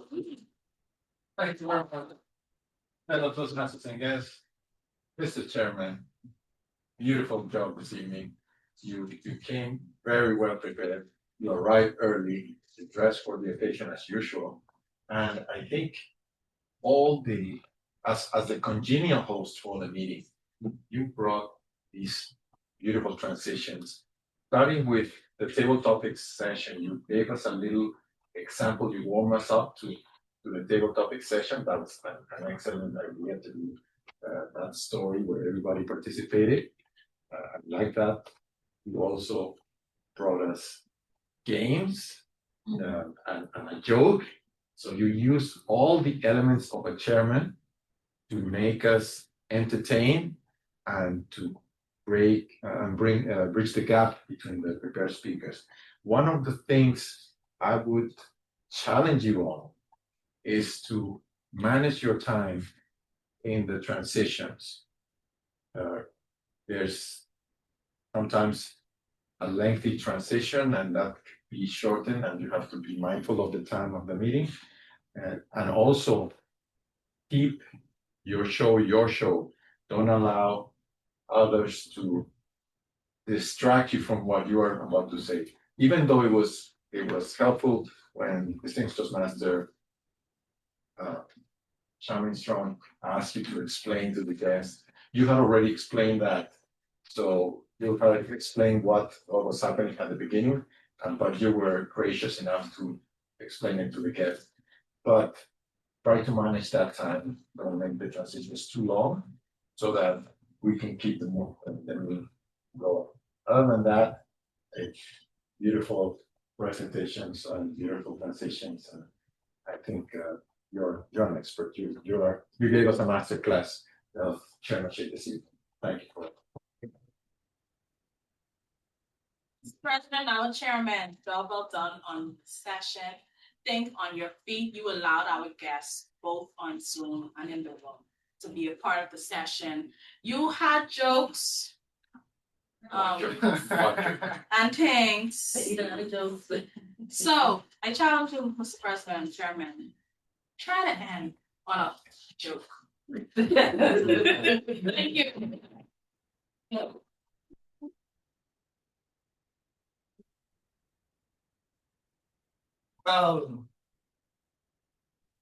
Just outings. Like I said. But I also said I had jokes too, you know. I was this moment y'all up for the real me and jokes. I have two for y'all. Now, there was two frogs on a lily pad. And one frog ate a fly. And they all just started laughing. First frog ate the next fly, and the second frog just started laughing hysterically. Later in the day, the second frog ate another fly, and the first frog just started laughing hysterically again. And as time went on, both of these frogs just kept on eating flies, and they kept on having a great time. But of course, the most pleasure came when they ate the flies. Now a third frog came hopping onto the lily pad and asked the first two, "What's so funny?" The first frog answered, "Time." "Huh?" asked the third frog.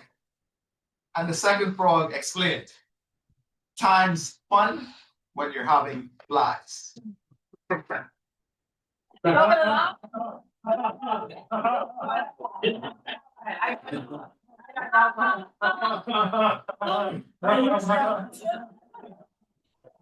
All right, so you're having fun.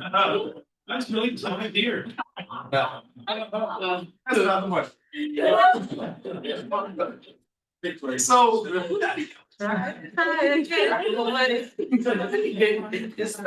So Charles visited his grandfather, Rose, who lives on the island of Auckland. Okay.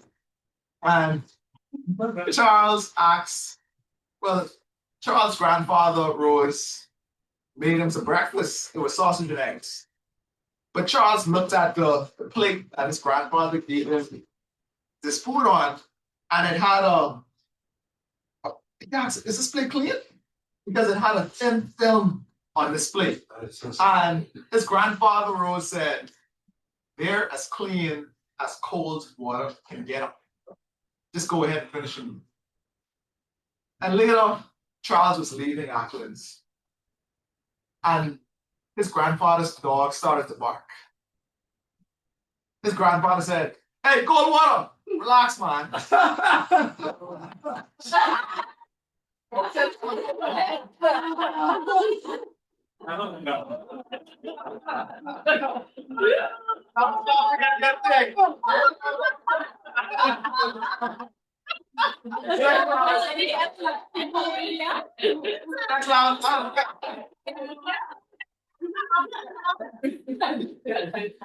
Those laughing the gas. This is what it's like to think on your feet. This is one of the only places that I know that teaches you how to become a leader and also to enhance your communication. Madam VP, you can go to me at any time. Thank you.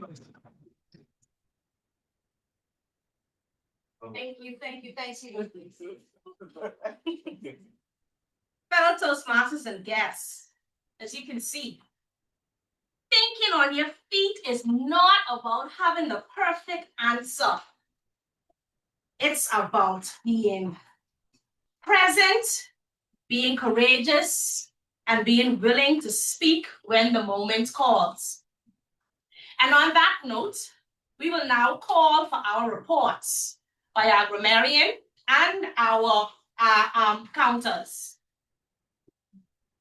Our counter for this evening, Toastmaster Carrie.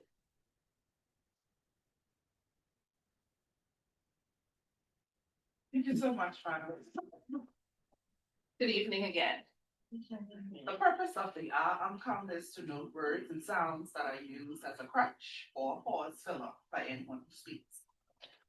My report is as follows. We had one that used one time, and that was Distinguished Toastmaster Gongora. Here ends my report. We will now have our grammarian's report by our lexicologist for this evening, Toastmaster Alex Pearson.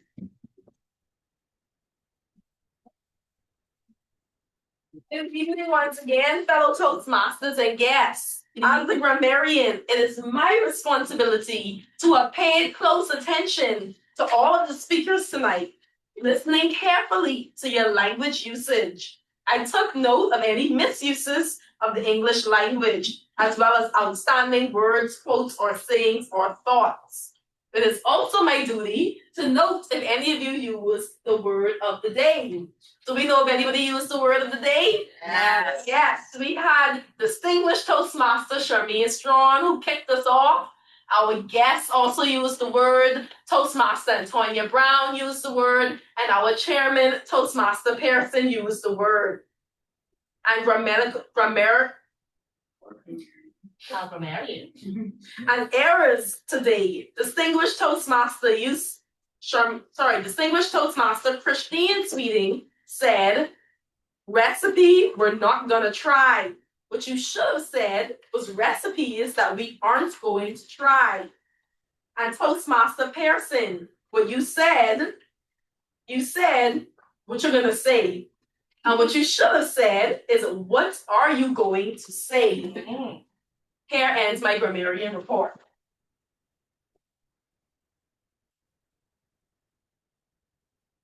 You'll now have the timer's report. As timer, it is my duty to time the prepared speeches, table topic session, and evaluation sessions during the meeting. Our meeting began at 6 p.m. The education session started at 6:17. Our lexicologist, held by Toastmaster Alex Pearson, lasted for 7 minutes and 47 seconds. Our table topic session by distinguished Toastmaster Charmaine Strong lasted for, drum roll please, 28 minutes and 30 seconds. Our first prepared speaker for this evening, distinguished Toastmaster Christine Sweeting, lasted for 8 minutes and 22 seconds. Toastmaster Charles Rose, who was our second speaker for this evening, lasted for 7 minutes and 43 seconds. Our general evaluator evaluated the table topics, Master, for 25 seconds, and she evaluated our lexicologist for 33 seconds. Toastmaster Tracy Boucher, on her maiden voyage as evaluator this evening, evaluated Toastmaster Charles Rose for 1 minute and 55 seconds. Toastmaster Sandia Miller evaluated distinguished Toastmaster Christine Sweeting for 3 minutes and 9 seconds. Distinguished Toastmaster Ernesto Gongora evaluated the chair, and that evaluation lasted for 2 minutes and 4 seconds. Our grammarian's report by Toastmaster Alex Pearson lasted for 22 seconds. Our counters report by Toastmaster Carey lasted for 10 seconds. The time is now 7:54, and this ends the timer's report. Fellow Toastmasters and guests, we are honored again that you would have joined our meeting this evening. Let's keep speaking, let's keep leading, and let's keep thinking on our feet. I now yield the lectern to our president, Toastmaster Amar Pearson.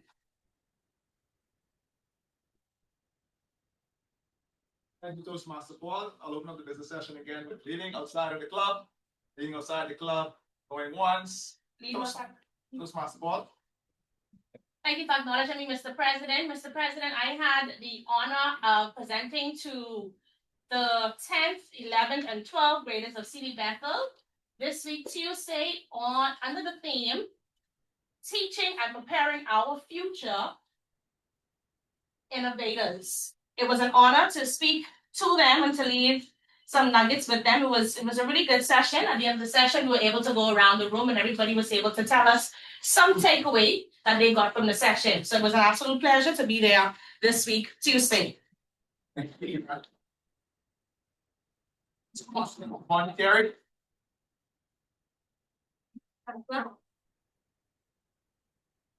Thank you so much, Mr. President.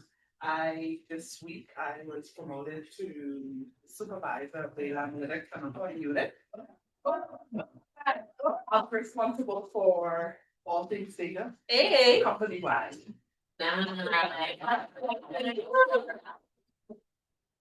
Leading outside the club, going once, going twice.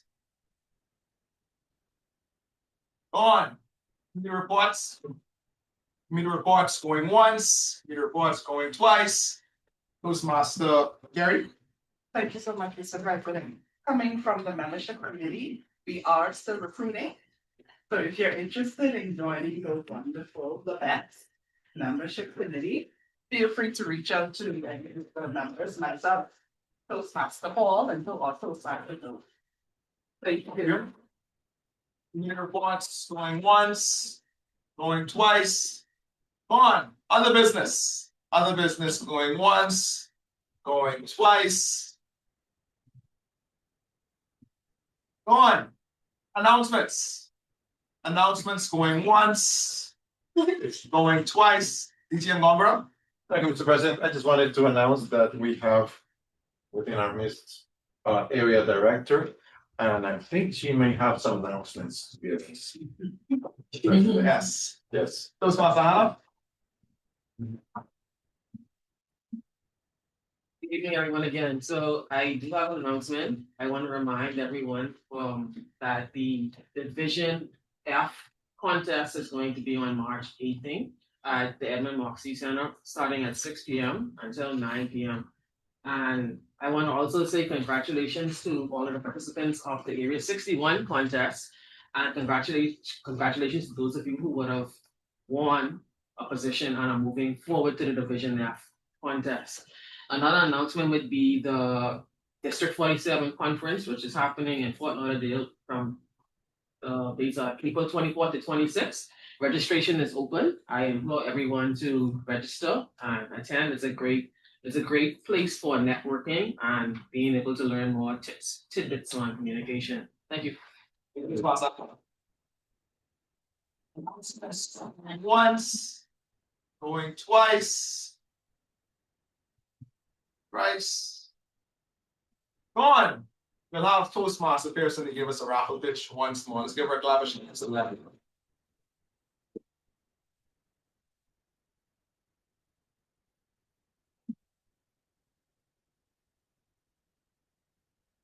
Is there anyone in the room a millennial or a Gen Z? Raise your hand if you are. Then you should know the song. Look good, smell good, taste good, feel good. Everyone should always want to look your best and smell your best. And tonight, we are raffling off a perfume set. We are almost done with the raffles. So dig deep and get out that last dollar at the bottom of your bag so that you could look good, smell good. Thank you, Mr. President. All of Toastmasters guests. Does anyone want a car? Yeah. Does anyone want a car? Yes. I want one too. One, two. That's fun. Let's move on to.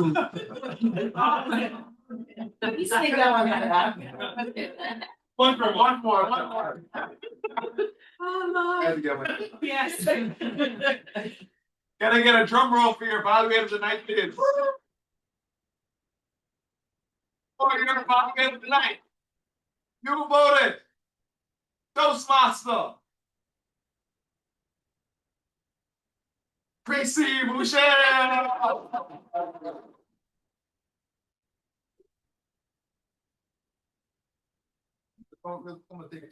Yes. That's what you get on your voice tonight. That's what.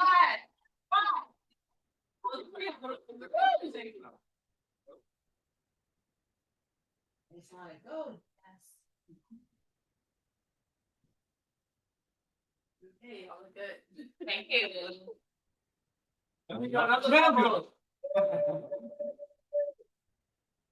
For the speaker of the night, was it The Secret or was it the Flat Earth Theory?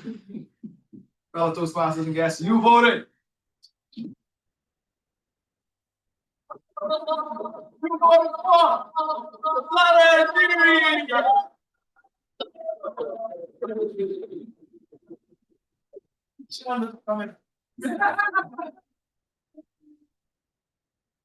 Yes, his theories are correct. Nice. Way to go, Tom. Do we have the raffle total? We're currently at $52. If anybody want to round us off. 5 or 7. 1 for 1. $3. Zone, we can take bank transfer, crypto, anything. IOUs. Yeah. Perfect. 52. Now we're at 55. That's nice. 55. Way to go. Does she have another ticket? Okay, 5 seconds. 3. So while it's happening, let's hear from our guests. Toastmaster Aaron Lockhart. Let us know how was the meeting this evening for you. I think Toastmaster Miller. Toastmaster Miller says $10. Oh, nice. Yes. Toastmaster Aaron Lockhart. Let us know how was the meeting this evening for you.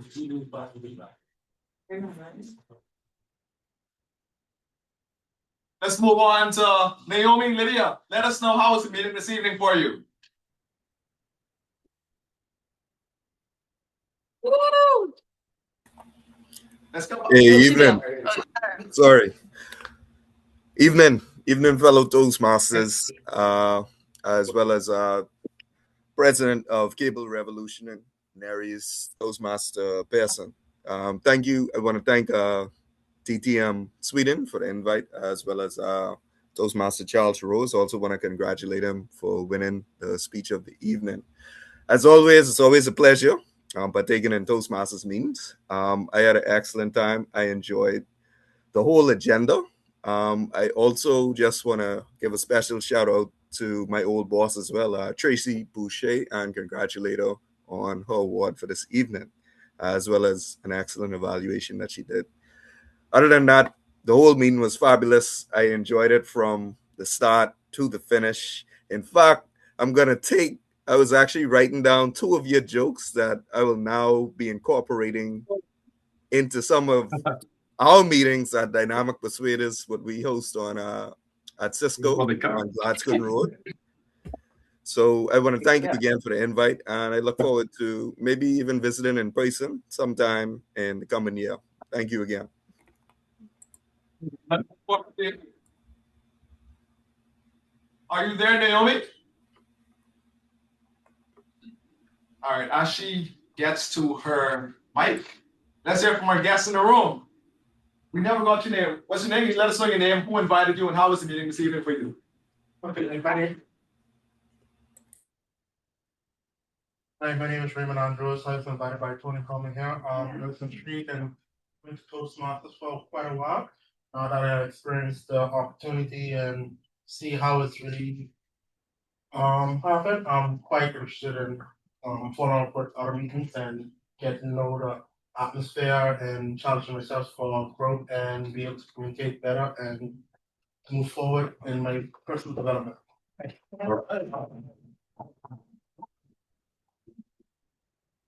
Without a doubt, Tony, along with our membership committee, will be in contact. We'll get you inside. Hello. To our next guest, can you let us know how was the meeting this evening for you?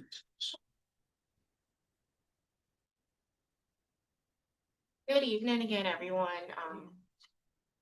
I'm Ashley Mackey for those who weren't on the call at the beginning. But I really enjoyed tonight's session. It's a lot different from what I remember from high school. It was just more so like speeches. So this one was a lot more engaging. I do see where a lot of the different elements I can apply to my professional career as well as wanting to improve my overall communication and public speaking skills. Not just professionally, but also in my personal life. I enjoyed everyone's the speeches as well as your contributions to the little games. I don't remember what you guys called them, but this was a good atmosphere as he had mentioned. And this was a good reintroduction into Toastmasters for me while I kind of gauge where I want to go with Toastmasters. But I really enjoyed the session, and I was invited by Sandia Miller.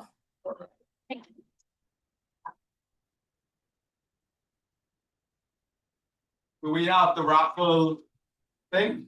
Where are your fingers? Okay. We're gonna let our guests. They got a bid now. I think that's up to you. Oh. He went from a bar. That was the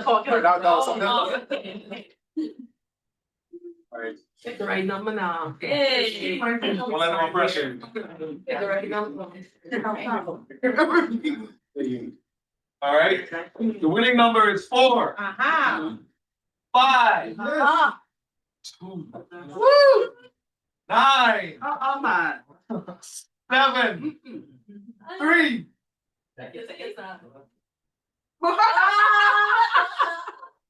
What's the I'll say it again. Did you see 4, 5, 2, 9, 7, 3. 2, 9. Yeah.